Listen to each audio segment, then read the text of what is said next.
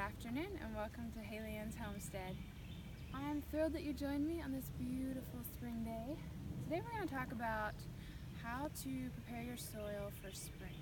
So preparing your soil for spring actually starts at the end of last season in the fall.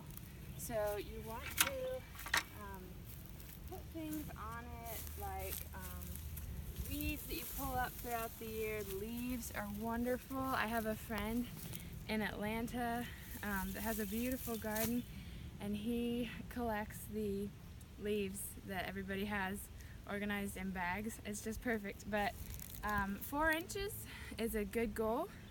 And then mulch. Mulch is so good and so vital.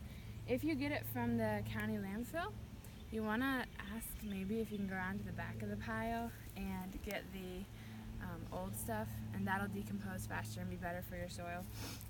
So this is how it should look. As you can see, this has been sitting all season. And now, what if you don't have a tiller and you want to prepare a garden anyway? Come and follow me and I'll show you what a good option is to do.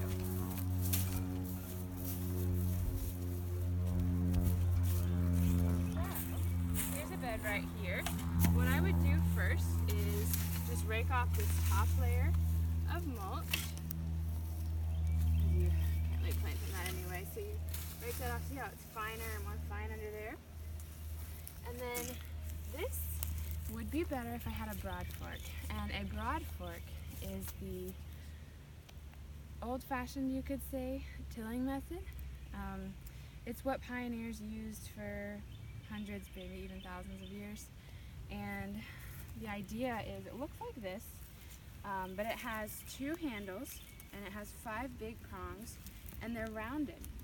This is a 4-pronged pitchfork, and it works because it's what I have. If you can find a Broadfork, awesome. So you stick it in all the way, you push forward, you pull back. Okay, so that's loosening the soil. You go up 4 inches, depending on how tight your soil is. Push forward, pull back. Do the same thing, and then you can, if you're working with, say I was tilling this area, which has a lot of grass, I would do it tighter, but then you go back the other way. Push forward, pull back, 4 inches, push forward, pull back. And this does work, since I don't actually have a Broadfork, better if you have tilled it in the past. So this is a good way to get your top layers in. But you see how this is white right here? This is beautiful, beautiful stuff, because these are fungi patterns. And one good reason why a lot of people will stick away from doing the tiller is that it breaks up the bacterial and fungal pathways in the soil. So, you have those blades and they're just, going away. And all you have to start over when you plant. And your plant is actually taking the nutrients from the soil and buying into that bacterial life down there. There's a difference actually between soil and dirt. A lot of people wonder, or it's a question that's thrown around. Dirt would be like a dirt driveway. You drive on it, it's compacted, there is no life in it. Soil has all this stuff that we're telling you about. So break that up and then plant. So put your things in, put your seeds in, put your seedlings in, however you want to do it.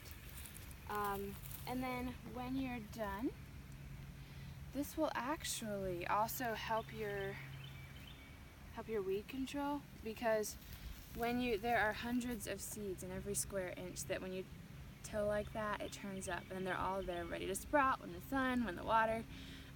But here it keeps them in kind of more. And also after you find your seedlings, so when they're tall enough not to hurt by this, you want to go back and put a couple inches, maybe 1.5 inches of mulch. So that composted mulch that we were talking about, that'll keep your weeds down, that'll keep the moisture in, and it's really just the way to go. Okay, if you have any questions, comments, post them below, and thanks for joining Haley Ann's Homestead.